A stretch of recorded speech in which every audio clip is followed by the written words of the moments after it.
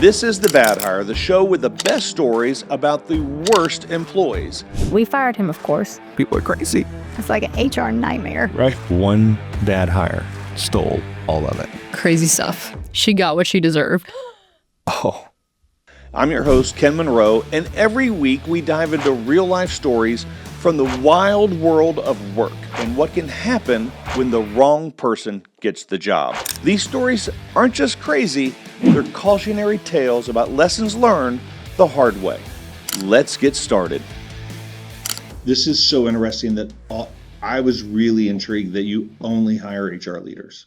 Yeah. Right? I was just like, okay, well that's super interesting. Own horror stories. Yeah, that's its own bizarre thing. Well, yeah. What I got out of that was, when you're, and I think this is probably true, and at some point you get old enough to have, or big enough to have, an HR professional come in and help you. So much of when you're growing your company as a CEO, you're trying to, you're doing that role, right? You're involved in every hire. You're trying to do whatever when it comes to culture, and the good ones figure it out, and then the bad ones don't. But you get to a place where you have to have somebody carry the torch there and build the systems that allow you to scale.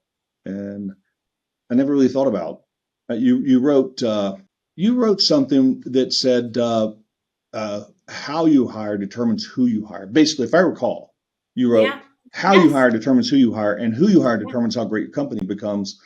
Right. And I thought, well, in no other position do you hire someone who now affects every hire after that. And so, it kind of struck me in the business that I'm in, the businesses that I do, and, how I make a living, just how critical these HR teams are. And I especially on the hiring side, I was telling someone the other day, we were talking about this, Laura, and I was talking about what I perceive their life to be like, right? I don't do it, right? I'm a cog in the wheel, but I feel the same kind of pressure. And that is, a thousand things right goes unnoticed. One thing wrong is completely focused in the hiring process. Yeah. And it's the hiring is a long process. It starts with somebody saying, I think I need this person. And then there's a discussion, and then somebody frames out a job a job description. Yeah. And then, there's an agreement, and then they run ads. And then, all this happens before you even talk to the first person. Right. Then you go through this interview cycle, and you finally hone down and you make an offer. And then you start the onboarding. Sometimes the onboarding's, it's challenging. And we were, I was talking about helping someone in my business understand that's the pressure they're under. If we're late, if we're not fast, if we make mistakes, they get yelled at. They get the pressure from whatever it is, hiring managers out there, divisional leaders that are trying to put people in place. And, that's the pressure, the same pressure we feel. We're feeling the exact same pressure. So when someone calls and says, why is this taking so long? That's the reason we want to eliminate that at every corner, because that's a pressure-filled life to live. You hire 10 great people, no one, comes around and says, man, great job. Yeah. That was flawless, wasn't it? Yeah. I mean, it's just such a complicated issue, which is why I said we just need to kind of hash it out a little bit. I think that the more I've peeled back the layer of the onion, you've realized no company really invests in training their internal talent acquisition team or their internal recruiting team. So you have these bad recruiters, or we hear these horror stories on the other side of candidates complaining about a bad hiring process. And I interviewed 12 times and it was 4 months. It's not, I feel the same with candidates. It's not like they want to be bad. Like the internal recruiter doesn't want to be doing that. They often just haven't been trained on ways to be more efficient and use better processes and have better systems and be more assertive and confident and push back. So everyone's kind of the victim of a bad process that could so easily be fixed with a little humility and a desire to actually get better. Yeah. And that's where the ball drops. And I think, to your point, because I recruit HR, I have to convince HR leaders to become humble, to learn and to unlearn. And that's hard for them because they feel a pressure to be perfect, especially at something like hiring, which falls under their umbrella. So my job, the hardest part of my job, I would say, is to get them to a place of, are you willing to totally dismantle how you've hired up until now and try something different? I love it. Yeah. It's I was reading your some of your posts, and by the way, congratulations on being super successful online. That's awesome. Thank you. Yeah, years of LinkedIn, it kind of, but I think we haven't been talking about hiring as a skill all these years. We've just talked about it, to your point, kind of like being a transactional thing. So there are like bad candidates and bad recruiters and bad processes, and we all just kind of complain about it. But actually it's like being, I always attribute it to people who play a sport or musical instrument or kids who struggle in a subject. You just need to put in some time to get it right. And to your point, like there's a whole process before you meet candidates that has to be so tight and so efficient, and then it will move fast. Yeah. I just think there's a kind of an arrogance around hiring that I've been noticing in recent years. Just like, I know how to do it. Yeah. And at some point we all get to a point of like, I was going to ask you this question because there's a little bit of, there's always been this kind of talk around the lack of, HRs who are trying to rattle the organization and say, hey, pay attention, HR strategic, right? It's not compliance. Mm-hmm.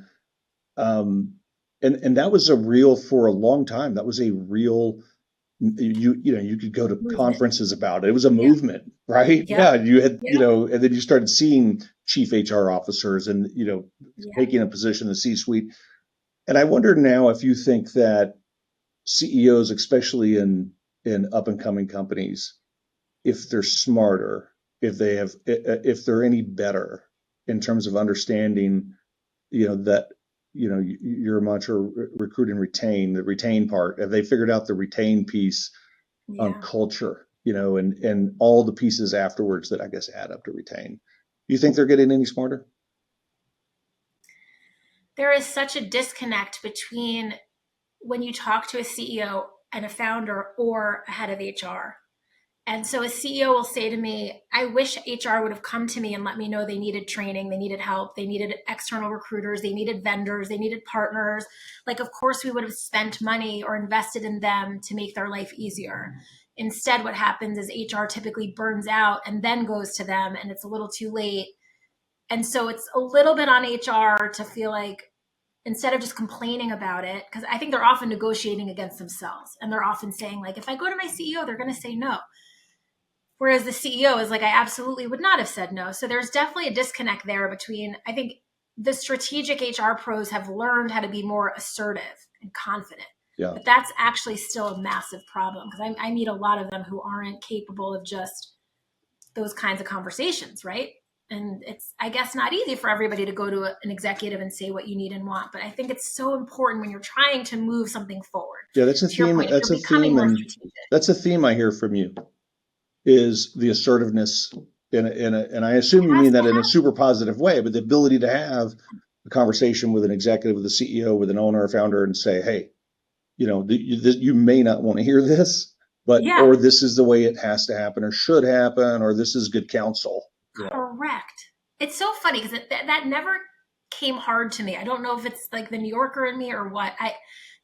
That was never hard for me. Even when I was early in my career, if I saw something wrong in a company I worked for, I just went to the top and told them what I noticed. But I do think for a lot of people that does not come naturally. And so they see a problem and then they just like swallow it. And it doesn't make any sense. So I always, when I'm coaching internal recruiters, I remind them, like, if you're seeing problems with your processes, you need vendors, you need help, you need tech that you're not getting access to, you have to tell somebody. They're not going to know. Your CEO doesn't know what a hiring team needs or what an HR team needs. So we always want to blame the executive, but I do think sometimes we think we do. Right. I think sometimes we think we do. I get approached. So I get the sales mantra to salespeople is like, called to the highest level, right? So they're calling above the HR leader, they're calling the CEO, they're calling the chief operating officer, and they're pitching stuff, right? And I think about if you are an HR leader and challenged to confront, challenged to speak up, and CEO says, "Oh, I've got this super cool new technology that this guy pitched me. It's super good. It's going to make us way efficient. You're going to love it. We're never going to have to speak to anyone else. AI is going to do it all. Whatever it is, And then you've got, on the opposite end of that, you got CEO, founder tumbling down this thing, and an HR leader looking at it going, "Oh, this is not going to end good." I just don't see and it's this. interesting that you said assertive could even be perceived as negative, because in my mind, it's only positive. If you want to be perceived as a strategic leader, the way I would define that is you're a person who comes forward with solutions. And so that means you also have to express the problem, right? You have to be willing to say, and I listen to so many of your stories, and a lot of it could be solved with better hiring processes. Right. So it's like, we're complaining about all these bad hires we've made. It's probably solvable if we actually try to improve. Yeah, there's a lot of themes in there that I see. Like, I listen to these stories, and others that come in and like, how in the world did this person make it into the system?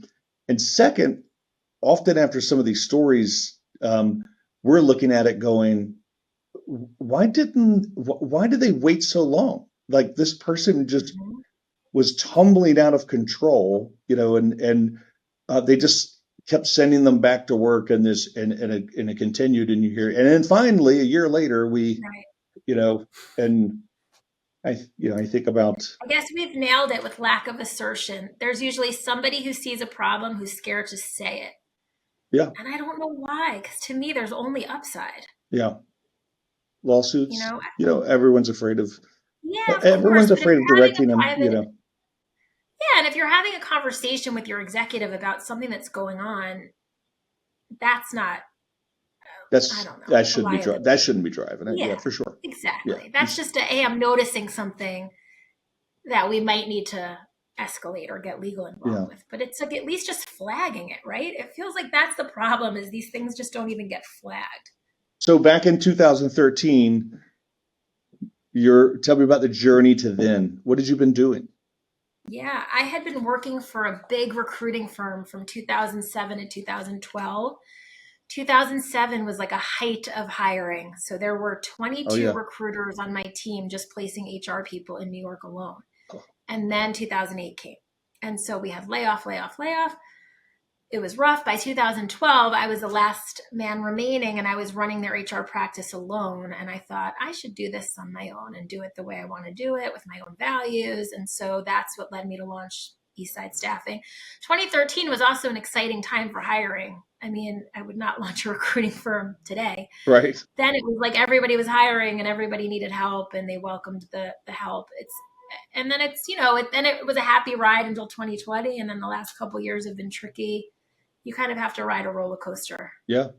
Well, all of us that depend on hiring are like that, right? Most of my businesses are all aligned to HR. So it's in different verticals, but it is. Now we also do a lot of work in schools, which is super interesting hiring cycles. If I was again explaining to someone the other day, an HR pro who's hiring in school, the entire year of hiring is compressed into a 2.5-month period, 2-month period. Like, and there's this impending event. Like, if you're late, right, and you deliver someone late in a typical role, you're going to it's going to ruffle some feathers. People will be, they're going to call you slow. They're going to be, there's lots of reasons they could be upset. But in a school, class starts, and there's going to be kids in that classroom, right? And there's going to be like, we don't have anybody to teach second grade or, 7th grade English. There's no one in that school that can, qualified to teach it on this day, and school started. So lots of pressure for them. You need sometimes a deadline so that you actually are working on a timeline. Yeah, they compress so much into that, and supporting them and helping them is a lot of times about just refining process and getting better and better and better, becoming faster and efficient, effective at not only doing things fast, but also creating a positive experience for them. You want the experience of coming on to be positive. That's your first taste of the culture, right? How did I get treated? How did they treat me along the way? Do they know what they were doing? Those are all like really positive things that. It's so interesting because as you're talking, I just had this like light bulb thought that because you were saying strategic HR, it was everyone's goal to be strategic, but no one really knew what that meant or how to get there. And so it's just kind of been a buzzword in a lot of ways. And the same is true on the recruiting end. So we've always, on the external side, we've always referred to ourselves as recruiting consultants. Like that was always my title since 20 years ago. And then I think I understood what that meant as, you're an external consultant, you add value. However, I think in the last few years, it's become even clearer that it's about being creative to find different solutions to meet the actual problems of the clients. Historically, it was always, okay, we need an external recruiter, we pay a fee, you find the person, it's a transaction. Lately, it's been more of, I don't know if we need an external headhunter, but we need help. Our internal recruiters are struggling. Our process needs work. Our hiring managers need training. Our processes are too long. It's like I've actually started really peeling back layers of the onion and realizing the right solution isn't always just fill the job. It's actually, to use your point about education, like teach people. Oh, that's interesting. Yeah. So not necessarily like staff augmentation. Here's some additional recruiters to go find some people, but more, we're broken in these places. This doesn't feel right. Yes. This is inefficient. My people need to be better trained to do this. Yeah, that's interesting. It just requires a team to admit working to fill that? Are you working to fill that now? Is that what you're doing? You're helping? But the bulk of my business is still filling HR jobs where there are openings. So I'm still very much kind of seen as an external recruiter. However, I think what I'm getting better at and what I'm enjoying is when clients call me and say something like, Laura, we've been working on this HR job for 4 months. Our internal recruiter's hitting a wall. She's brought in 25 people for us. We're not filling it. Instead of me just saying, okay, great, I'll fill it. Sometimes I'm offering do you want me to work with them one-on-one for a few months, see what's going wrong? Maybe I can help figure out why it's been problematic. I'm sure there's a reason. You probably already have your candidate there. It's not usually an issue of more people. It's usually an issue of kind of identifying the talent. Are we asking the right questions? Is the process efficient? So I'm having fun with kind of hearing the problem and identifying exactly what they need. But it's not always just pay a fee and be done with it. Right. It seems, I guess they're both rewarding. I mean, I enjoy fixing things and building things. And so it feeds that for you. That's really good. Well, I think historically in recruitment, there's been an internal recruiter versus external recruiter battle.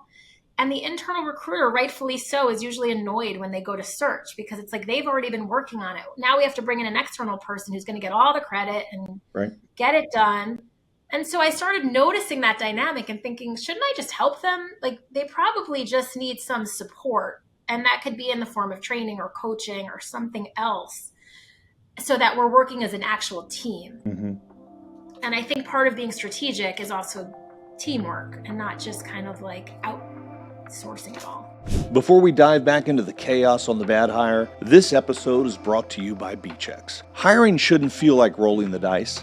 Background checks should come with great tech, seamless integration, and customer service that delivers. That's Bchex. Lightning fast results, unmatched accuracy, built-in fraud prevention.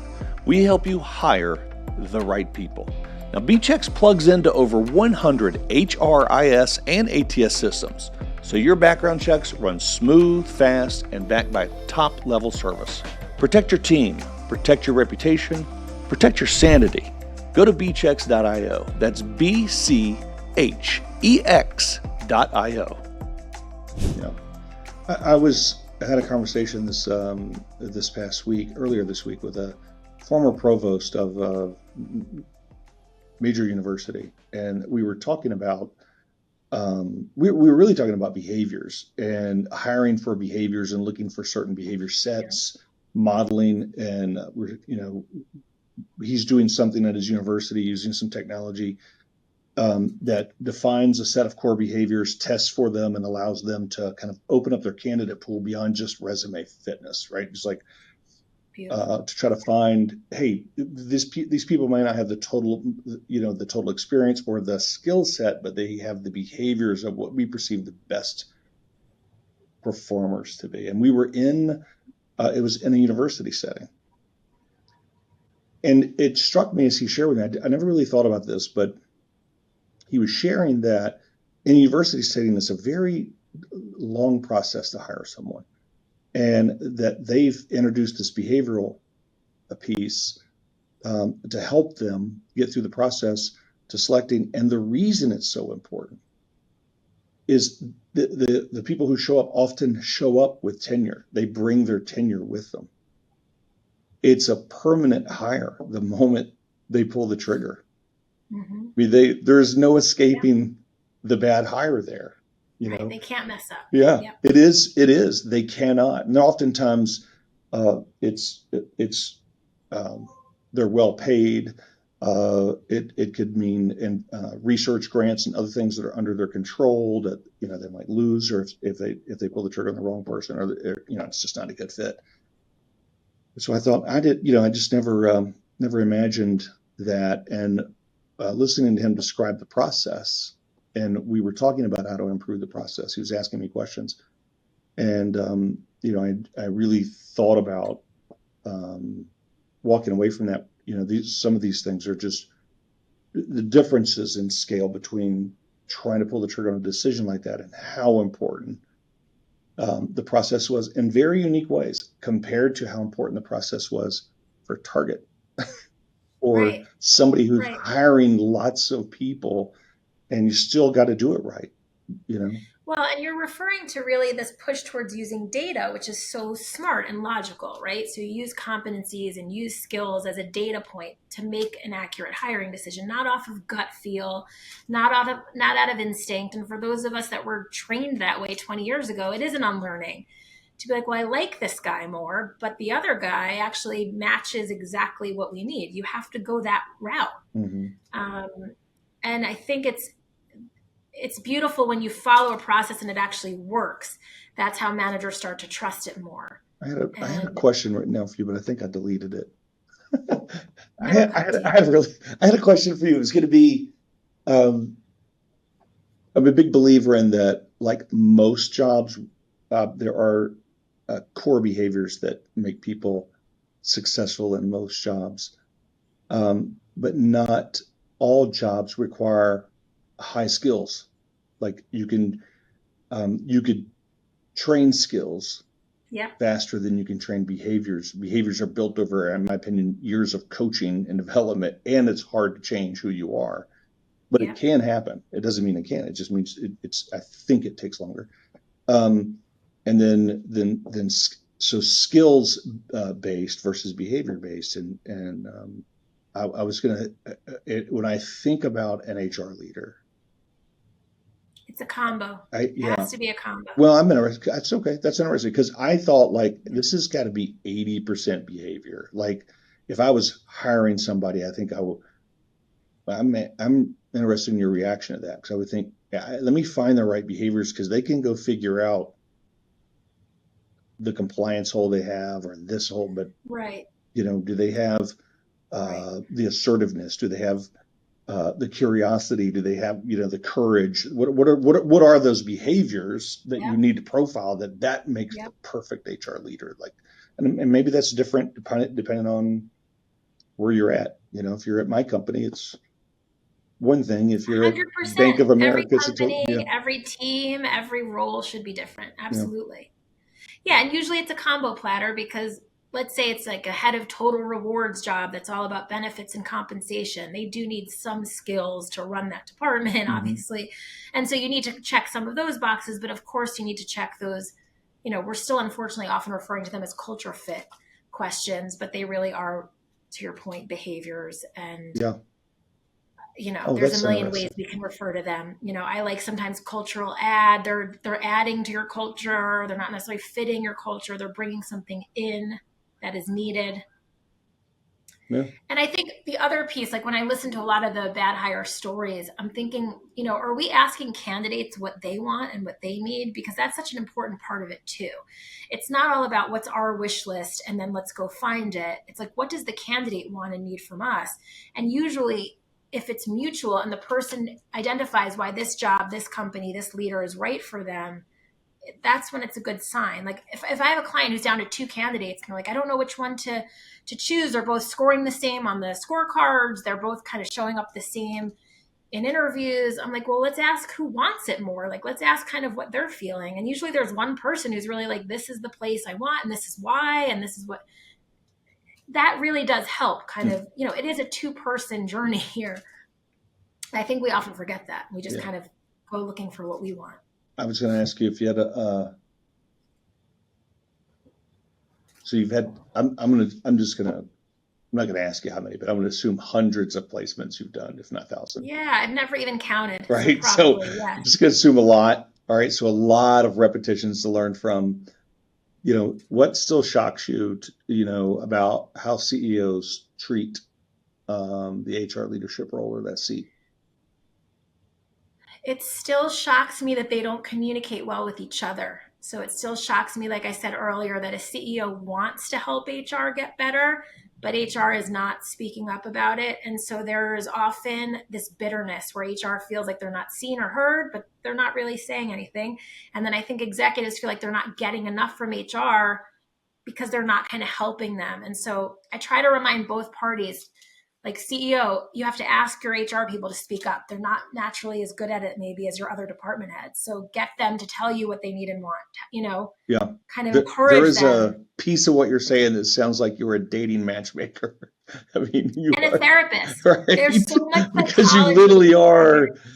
Yeah. You're like, no, it's I so just true. need you guys to communicate. I've always said they say recruiting is like marketing, and I've always said no, recruiting is like psychology. Oh yeah. There's no doubt that's a much stronger comparison. Yeah. Because you have to be in the psyche of like, what is the hiring manager up against with themselves? Why are they feeling bitter about this? Why are they struggling with this? Why are they resisting this?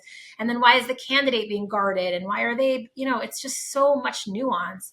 And when it's HR, to your point, there's this extra armor up because they feel like they should either know how to hire really well or know how to job search really well. They're feeling very resistant to advice. Mm-hmm. So the first piece is getting all that guard down. Just like, right now you're a candidate, right now you're a hiring manager, I'm the expert, let me help you. And then we can move forward. What's the favorite part of what you do? What's the favorite part of your job? What do you love? I love when hiring managers realize things they could be doing better, and so they start hiring better. I think that I really hate watching people hire poorly because we have all seen just these horror stories from it, and it's all fixable if you're just willing to say, look, I've been in HR for 25 years. I've hired 1 million people, but I'm happy to relearn new things and unlearn things that don't work anymore, and I want to get this right. There is such humility and curiosity required to do that, and when it's being done, it's like magic, and I love it, and I feel like I'm really adding value there. That's you mentioned your three values are what?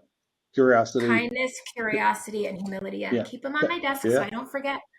Yeah. You also have don't you have a doll around your desk? Yeah, Alice in Wonderland. Doll. Yeah. There you go. Curiosity. Who gave that to you? I always liked this story. Did a family member give that to you?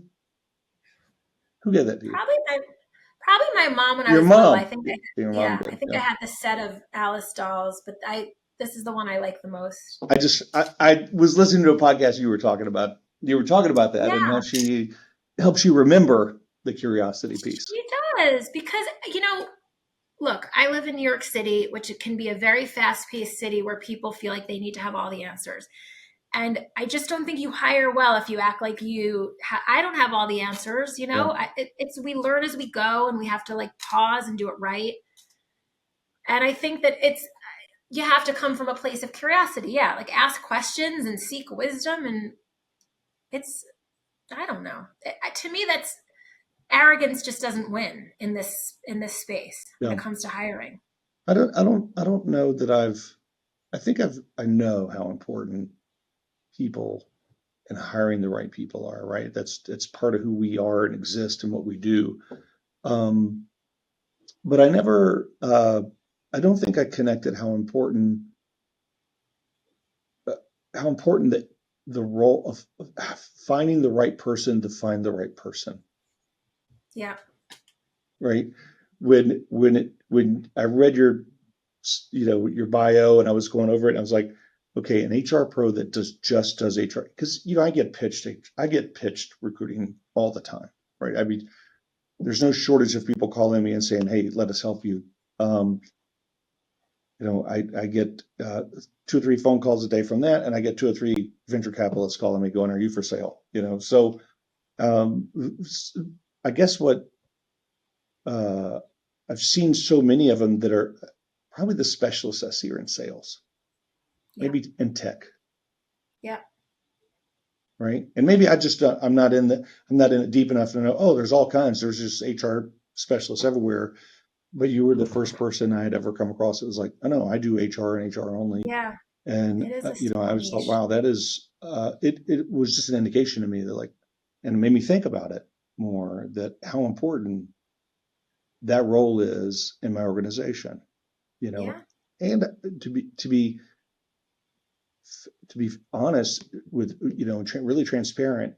I've had somebody in HR in my company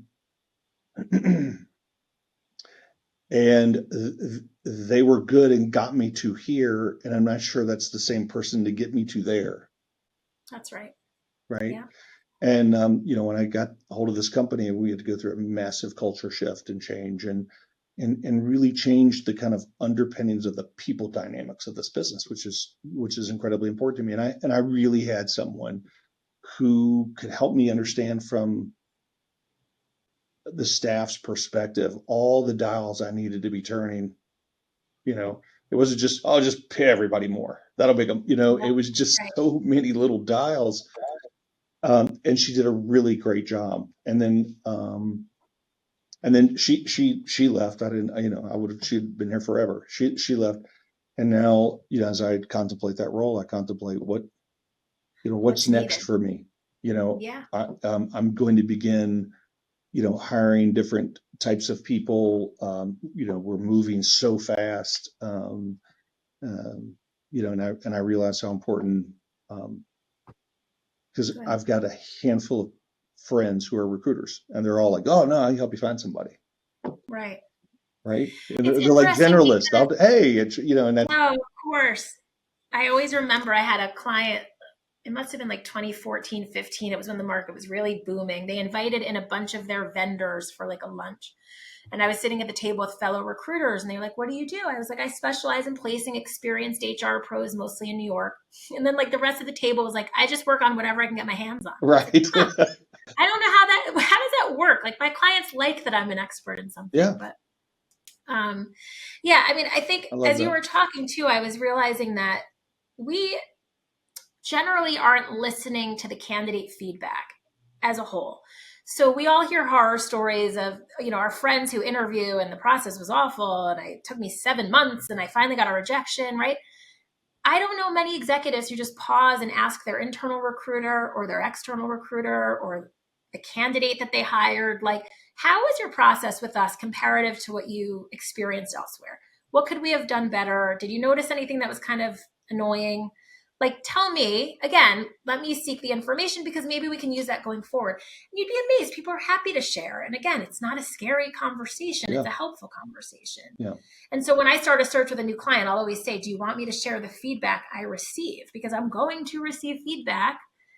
And to your point of curiosity, the best managers are like, absolutely, lay it. Like, let's gently tell me, of course, and I will, but tell me where we can be doing better. Yeah, I think one of your value propositions in life and business is your willingness to collect information and shoot straight. Yeah. Am I right? Thank you. Yeah. Doesn't hurt to be I didn't want to hear that. I suck. I need to be better. Yeah, I know, but doing it in but you're Laura right. told me I suck really bad at this. I want to be better. That's very insightful information. I feel like an early manager of mine used to say to me, you say things to clients I would never say. I'm like, well, I don't know what else to do. Do you stay connected to some of the people that you hire? Yes. I can imagine that's it's become it's kind of circular, especially when you crush it, when someone gets somewhere, and they could be your client later on. They might need your help somewhere else. Yeah. It's a long game. I mean, I'll get texts or emails from people that I placed 15 years ago that are like, I might need your help with something, Yeah. If you think about those people who are crushing it, what's the it factor? You're like, oh, I know, of the group I know, what's the it factor for them? What do you think makes them I think crush we it? nailed it. We've nailed it so much in this conversation around humility and curiosity. Yeah. And I think, and it's worth just repeating in the sense that the people who aren't crushing it are arrogant and they're in a fixed mindset. They believe they know everything and they don't really want to learn anything else. On both sides, really. On both sides. It's the CEO who thinks that, and HR and the candidate, right? All three players, the internal recruiter, like everyone involved with a hiring process. Think about it. It's often an internal recruiter, sometimes an external, the candidate, the hiring manager, and the interviewers. I mean, it could be 5-6 people that we're talking about. And if they're arrogant and they're stuck in fixed mindset, it's a disaster.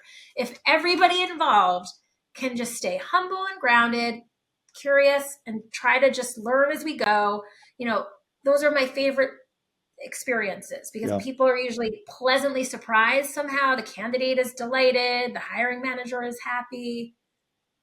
It's hard to teach that. And I think the only way I kind of try is just by expressing how important it is. Yeah.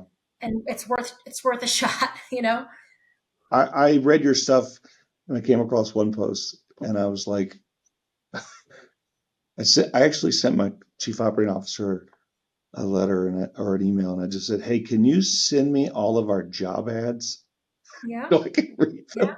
Like, what are we posting? You had pointed out some code language, and I was like, I wonder how much code language we have in our job postings, where I've got people like Laura telling people run from some company that says, or to my point about feedback, like asking the people you interview that you have a good rapport with, like, what'd you think of the ad? How did it look? And people are really happy to tell you when they're an expert in something. Actually, my favorite advertisement was this company's. I'll forward it to you so you can get inspired. Or my favorite interview process was with this company, and this is why. I mean, that's how I learn. I'm constantly asking, what was your favorite? What was it like? You can't believe how many hiring managers are on their phone. They're distracted and they don't know. Nobody's ever said to them, just notice if you're texting. It sounds simple, but you have to be taught it sometimes. This is important because in that 30 minutes, that person is judging everything you're doing. And so being super present and really listening and really engaging matters. So a lot of times it's the feedback that I have to give is subtle. It's not massive stuff, but it's little changes that are going to make a big impact. Yeah. Have you ever, your LinkedIn profile is so good. Thank you. Do you ever looked at you ever get a LinkedIn profile from somebody? When I think about an HR person, I'm like, oh, well, these are the experts in HR. I mean, they're the experts in LinkedIn because they spend so much time on it probably. Have you ever just looked at a LinkedIn profile and went, oh my God, oh geez, what was she thinking or what was he thinking? The biggest LinkedIn blunder I see. What is it? What is that? I want to know. It's remarkable. Yeah, this is important. People put their email address because contact information is listed. They will have their email address from a job they had 6 jobs ago. So if I email them now to be like, are you looking for a new job? It's going to their old colleague just 5 years ago. Right. And I think they must be missing so much communication just by not updating their contact info or putting their own Gmail on it or whatever. Why do you have if you're going to put your work info, then it has to be updated. They just don't update it. I think that answer is, as I get to know you, I think that answer is so you. Because you're not, I was like, I'll ask her this question and maybe she'll have a funny story about maybe something funny. And you immediately go to, here's what's broken. And people could talk more and this should be fixed. I think you're a fixer. Yeah. I'm a fixer because you know what it is? I'm all for humor too. And I love a good story. And I'm like, let's not shame people for the mistakes they're making. Let's actually tell them like, okay, you made a mistake. It's like what I would say to a kid, like, all right, what are we going to do differently next time? Right. Yeah. It's like, and that's all we can do is keep pointing it out and letting people know. And I think that these bad hires and these bad experiences are all opportunities to do it better the next time around. Well, I think that's one part of the show is to, have a little fun around the bonfire a little bit. Maybe these are our bonfire stories, but in the end, we all, we know what makes life tough for people who live in this space. And, but we all want to be better. We all want to do it great. We all want to avoid those things. And you know what I remind people, like your bad hire might be somebody else's best hire. Oh yeah. I mean, it's a wild thing. I have worked with candidates and I'm like, I can't imagine anyone wants to hire this person, but they land places and they do really well. And I'm like, there's just a match for everybody. Back to your dating analogy. There truly is. It would not work for me. I could not work with this individual, but believe it or not, somebody else is thriving. Oh, we had a guy on the show who's got this it's not little, he's got this great production company. He now owns it, it's growing. And he was telling a bit of his journey, right?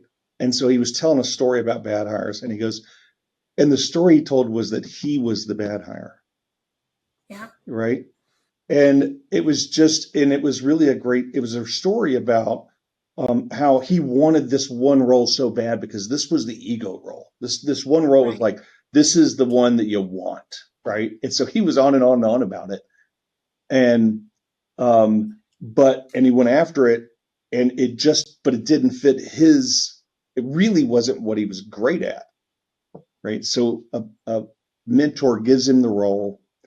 He completely smokes it bad, like just blows it up, crashes. Mentor has to come in behind him, fix it. They nearly lose a huge client over it. And, that goes out to dinner and does some coaching with him. Right. And but he put him on a path. It helped define who he was. And I was like, not every bad hire is a reflection of the person in terms of who they are. Sometimes it's a reflection of just an ill fit, right? That's right. And so some are just terrible, crazy, people have lost their mind kind of stories, and others are just a misalignment. And his was a great misalignment story that just, one as a leader reminded me that when I find people that I feel like aren't a fit, I thought they were great. I hired them because I thought they were great. There was something there that made me think they're great, right? And I want them. And then they don't perform. And so I often try to take responsibility for that. I'm like, I did something wrong. I missed something. I something not right here. Either now, before in the selection, or now and when it's running. I own this. And so I just kind of made a point to say, make sure to coach these people and mentor these people, as we try to make a change, even if that's a change to somewhere else, 100%. And it goes back to my point about asking the candidate what they need and want. Like, you might fall in love with a candidate because you think they're going to be perfect for your team. But if they're not feeling excited about you as their leader, or for some reason they picture a different environment that they would thrive in, it's going to feel off. Because I always say there's HR directors who want to work at big New York investment banks that are super corporate. And there are HR people that thrive in startups and everything in between. And I love that part. I think it's good that we, not one is bad or good or whatever. Yeah. It's so much, the other piece we haven't touched on that we could talk hours about another time is just like self-awareness. Like, so much of all of this is knowing who you are and admitting it. We are a corporate investment bank and we're very boring and stuffy and we follow a ton of rules. Okay. You'll find the right people, but don't act like you're a startup. That's going to be a problem. Right.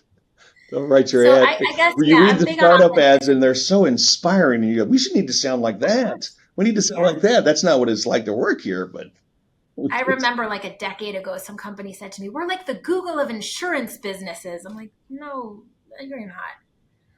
Insurance is not thrilling. It might be a great place to work and very stable, but a high cutting edge tech company, it is not. Yeah. So I think authenticity is so important. And I guess that goes back to my straight shooting I just think own who you are as a candidate, own who you are as a hiring manager, know your limitations, know your weaknesses, and then you can kind of tackle it all. Yeah, I love it. But the bravado is where everybody gets messed up.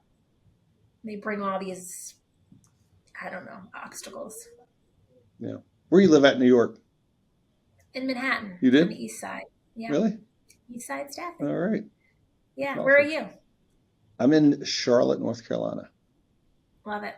Just north of Charlotte, in a little lake town. Great. Suburb. Good. Yeah. Opposite a big city. It's good stuff. What you would love it here. I would. You would. It's very green. I need breaks from city living for sure. Right. Yeah. It's very green. It's very beautiful. Nice. Am I right? Nathan was in. You met Nathan. Nathan. He was in. I guess. Close to Silicon Valley in California for a good bit, 5 or 6 years, and so I got him to move back to the East Coast. So that's smart. Backwards, Yep. Yeah, he was a good hire. Yes. He was a good egg. Laura, that was great. I loved it. It was great talking. I know why you're so good at this. Thank you. Thank you. Hey, Laura, we recorded just a couple of these kind of like in this format. And what I've been asking, I guess, in closing, and you've kind of already covered it just throughout our conversation, but just one piece of advice that you would give to somebody who's in hiring, whether it's like to somebody who's like you, who, has a very specific role, or just anybody who's building a team right now, what would that advice be? Yeah, notice when you're getting in your own way when you're hiring. So notice if you're making it harder than it needs to be, or you're feeling a certain way, as the kids would say about hiring. Just identify what's going on, because you can make it better. You can learn how to do it better, but you've got to be willing to kind of catch what might be going wrong. Yeah. And no shame. And there's always room for improvement.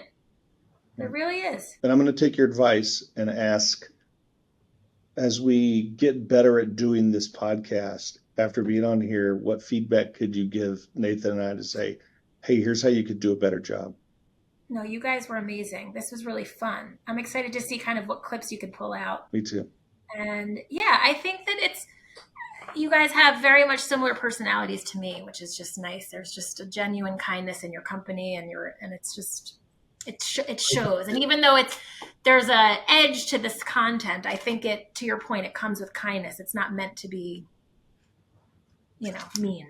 Yeah. It's funny because some of the negative feedback we've gotten is like, oh, I don't want to join in on like, laughing at people's misfortune that they're fine. Right. And it's like, if you actually listen to the show, like, no, like, we've said there's some bad stories, and sometimes people One of the themes is how bad I love good stories that have a positive ending. Right? I know. Like I love positive ending stories. So if you're going to tell me something bad happened, tell me the guy went and got a great job and something good happened. I agree. That's all. I think you're doing a good job of that, but it's important. I think that's important to.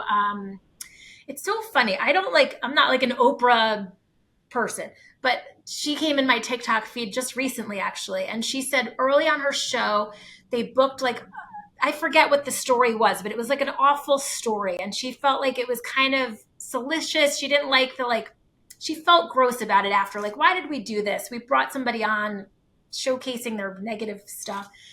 So she said to her producers after, we need to be clear on what our intention is. Because if we're going to bring on people with very tragic stories, I want to know what our purpose is. Are we trying to just put them on the stage, or are we trying to help them? Are we trying to And she said, going forward after that, every time they booked a show, they all talked about here's who's coming on, and here's kind of what our intention is with this thing. And I thought that was beautiful, because it's easy to get sometimes wrapped up in the gossip, like all of us.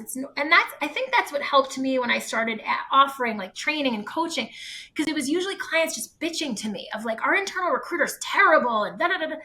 And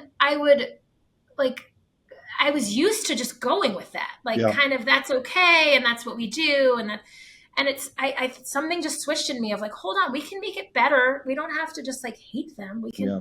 So I think that's, as you move forward, just kind of okay, we can talk about how awful the person was, but what was the lesson, or what was the upside, so that, because also, obviously, if someone's mentally ill. We had one the other day, Laura, that Nathan, I know you know what I'm talking about. It was like midnight and I was working and I scrolled through TikTok and I saw one that we did.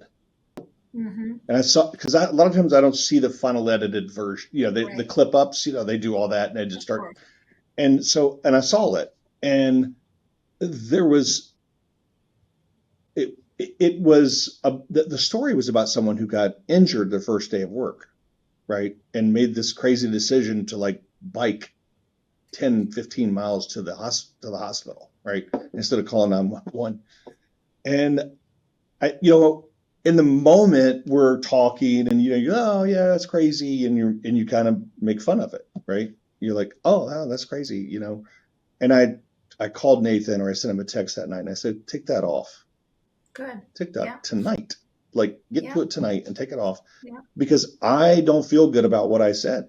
I don't want to be seen as somebody who. That's not your values. Exactly. Yeah, it wasn't. I was like, I feel like I can have fun about someone who freaked out at a job, but I'm not going to have fun at the expense of someone being injured. Like that's not happening. I'd have no idea how that got past me in the moment, but seeing it clipped and put there, I was like, yeah, that's not me. And I don't want to answer that question, No, I agree. It's a fine line. I think when we hear these horror stories, they're important to share so people don't feel alone, that they're not the only one who's had one of the this. reasons. But then it's like, what are we doing with it? What are we doing about it? Yeah. That's really, I think that if you guys can and we can keep exploring that together, but I think it's important that people know, like there is no shame. It's like, what can you do better next time? Yeah. Like, what was the lesson learned? And maybe that's a good question to start asking, the host too. Is like, I love it. So what did you learn from that? What would you do differently next time? I don't know. It is tricky, but I find like even when I'm at those events, like you're saying, Ken, and that starts happening, like lately, I'm like, so what are we doing about it? Because that's you. You're the fixer. It's just after a while, it's like, you're the one doing that. Yeah. I guess I'm the fixer. That makes sense. That is totally my role, but people need fixing, so I'm happy to keep helping. You would not necessarily people, but the process. You're wondering why is that happening? People. It pours from you this systems high level thinking comes when talking to you. You realize that you're less transactional, more systemic in terms of how to do, and I think you're in a world in where transactions occur and you have to live it. You live by the transactions, but you got to find a way everybody wants an internal recruiting team that's really strategic. Like, and that's where I'll say to them, like, I think the reason you often go to a headhunter is because we are more strategic, because we just by nature are looking at things a little bit from the outside. Mm-hmm. So that's why I have such joy training them, because I'm like, they just don't know how to do this. Yeah. They wouldn't know, they're thrown in there and just looking at resumes all day, but they're not really sure exactly what they're doing. Well, this has been awesome. I appreciate you. Thank you for the time. I'm excited to see the clips. I'm sure you'll find some stuff. Thanks for digging through it, Nathan. That's your job. Yeah, for sure. Yeah, we'll keep you in the loop on all of it. And we'll let you know when everything's up. And we'll definitely stay in touch. Let's keep talking. All Sounds right. good. Yeah. See you later. Thanks for your time, guys. All right. Thanks, Joe. Talk to you soon.